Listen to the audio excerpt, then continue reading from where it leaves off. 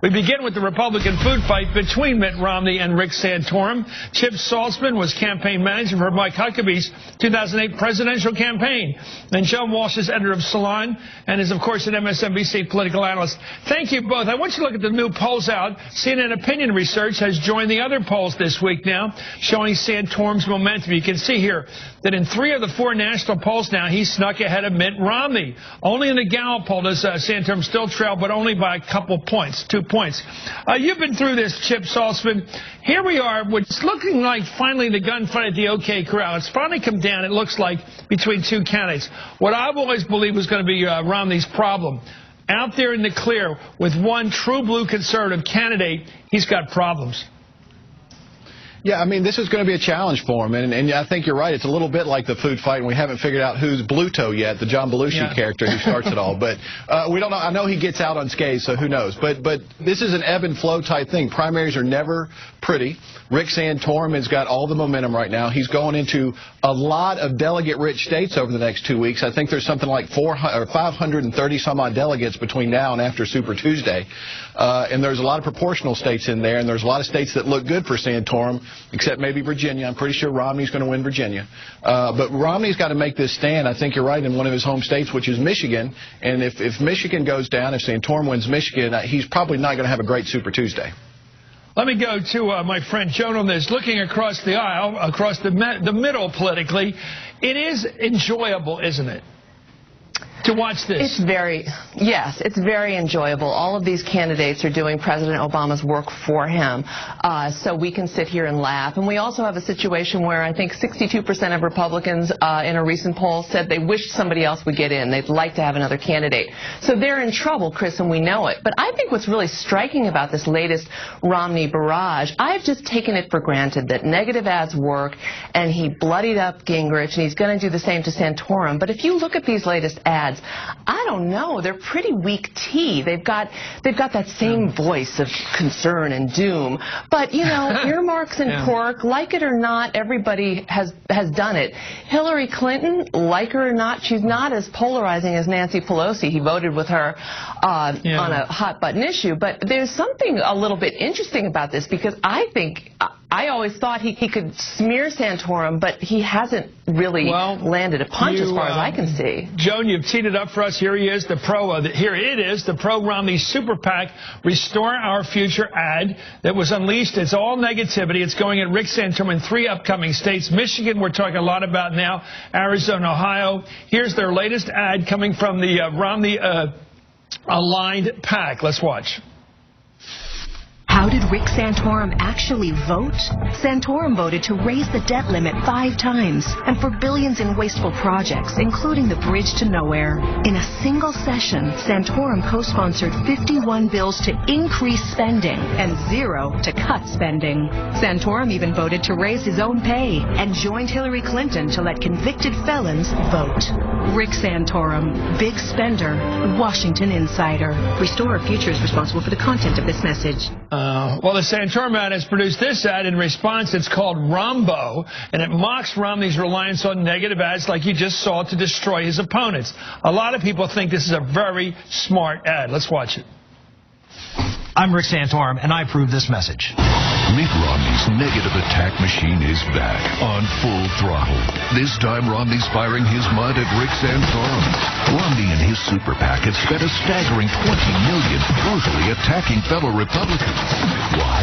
Because Romney's trying to hide from his big government Romneycare and his support for job-killing cap and trade. And in the end, Mitt Romney's ugly attacks are going to backfire. God, Chip, that really does look like a slightly chunkier Mitt Romney. They got a great actor in there from their casting. And he looks kind of like a crazy person, almost like, you know, I'm trying to think of one of the cartoons. Who was the guy who was always chasing Bugs Bunny, you know? Elmer Fudd. I mean, he didn't look like a real Rambo. He looked like Elmer Fudd is. Your thoughts on that ad's power? Well, I think the ad's very good. I mean, it takes a very negative environment that we've been in for the last couple of weeks and makes fun of it. And I think it's kind of a very relaxed ad. It kind of sneaks up on you, and at the end of the day, you're like, hey, that's right, Governor Romney is trying to throw mud and against my guy Rick Santorum or against the candidate Rick Santorum. And I think it's a very effective ad for Santorum. And I think on the Romney side, you see what they're trying to do. They're trying to paint him as Rick Santorum, another Washington insider. And that's where the lines are drawn as we move forward for the next 2 weeks. Joan, I don't watch television the way most regular people do, meaning most people, they come home, they're tired, and they go in the living room, maybe they watch TV while their wife in some cases is making dinner, or the husband in some weirder cases is making dinner, and they watch television throughout the night. If you're a normal person like that in this season, and you're living in, say, Detroit or somewhere in Michigan now, you're about to live a miserable next month or two. I mean, next couple weeks, you're going to be watching nasty, nasty, nasty. I can't believe the regular person likes it. I can't either.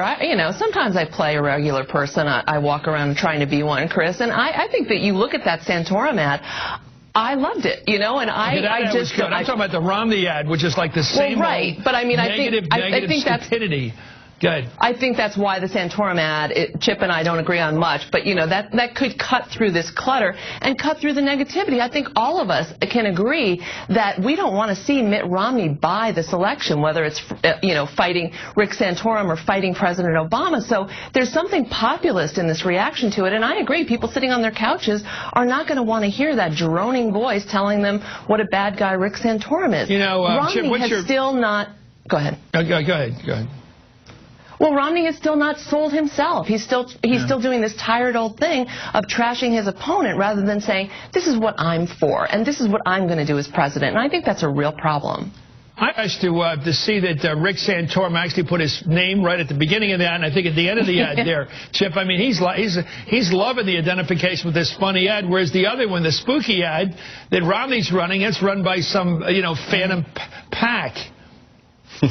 Well, I think what you're seeing is Santorum is having a great time. He's kind of playing the role of happy warrior. He's talking about the issues that he believes in. He's passionate. You can see that with him. He knows who he is, what he believes, and why he's running. And I think if Mitt Romney is going to be successful, he's got to kind of do the same thing.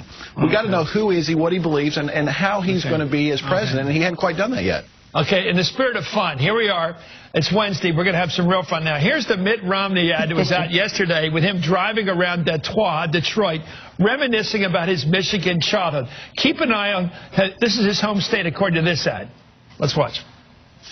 Now, when I grew up in Michigan, it was exciting to be here. I remember going to the Detroit Auto Show with my dad. That was a big deal. How in the world did an industry and its leaders and its unions get in such a fix that they lost jobs, that they lost their future? President Obama did all these things the liberals have wanted to do for years, to the fact that you've got millions of Americans out of work, home values collapsing, people here in Detroit are distressed. Okay, in the spirit of levity, back in July, Romney drove around New Hampshire, remembering his family moments in that state. Let's watch this.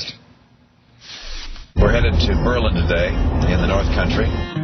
We used to come here early on with our boys, played in the streams and went to the woods, climbed through the crevasses. Franconia Notch, you get to climb through the rocks and get quite a sense of nature up here. It's really an extraordinarily beautiful place.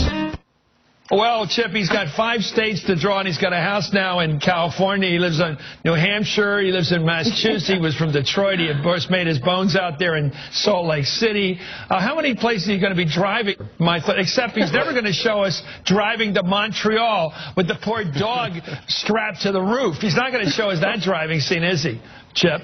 Yeah, my dog does not like that story, and I really like the beginning of these ads, but then he goes, we go through the hills and crevasses. I don't know. I grew up going through hills and valleys and gullies, not crevasses, and he's just got to kind of tear down the talking points and just tell us who he is and what he believes. I like the very beginning, driving through Detroit, going to the auto show with his dad, but then he kind of pivots and then goes after the president on what's going on in the unions, which I understand that, but I still think if he would just talk about who he is. Look, this is a guy who's raised a great family. He's been very successful in business. He was a good governor. He did a great job in turning around the Olympics in Salt Lake. Those are the things I think people would like to know about him. He's just not talking about him. What do you think of this driving scene? I don't know, Joan. It doesn't grab me. I can't wait. What do you think? I can't wait to see him driving through California. I guess that we're another one of his home states, Chris. But, you know, to what Chip is saying, I think he's got a problem because we saw the more we focused on Bain Capital, the more he looked like Mr. 1%. The more we focus on his record as governor of Massachusetts, look, there are some things about it I like. If he'd stayed that guy, he might have been a different guy and a more electable guy in the general election, but he wouldn't get through a primary. So he can't go and you know, brag about either Bain or Massachusetts because he's trying to run away from both of those records. He can't explain them in words that resonate with either primary voters or maybe even, you know, unaffiliated voters. So that is part of his problem. He may well be a great guy with a great family, but, you know, Rick Santorum has more kids, and I'm not sure he's even going to win on that head-to-head battle. So this is tough for him. I don't think we sit here and we, like, act as though, oh, well, I can tell Mitt Romney what to do. I can't. I have no idea what he should do. You know, I'm getting very tired, Chip, of candidates in both parties constantly acting like they're regular people. We know they're not. The big masquerade. I'm just a regular guy driving around the car, $250 million. Anyway, thank you, Chip Salzman. You should be running a campaign. You're too smart to be doing this. Thank you, Chip, for coming in. No, you sound really smart. Please come back. And, Joan, of course you are. You're like me. We watch this thing. We don't do it. Come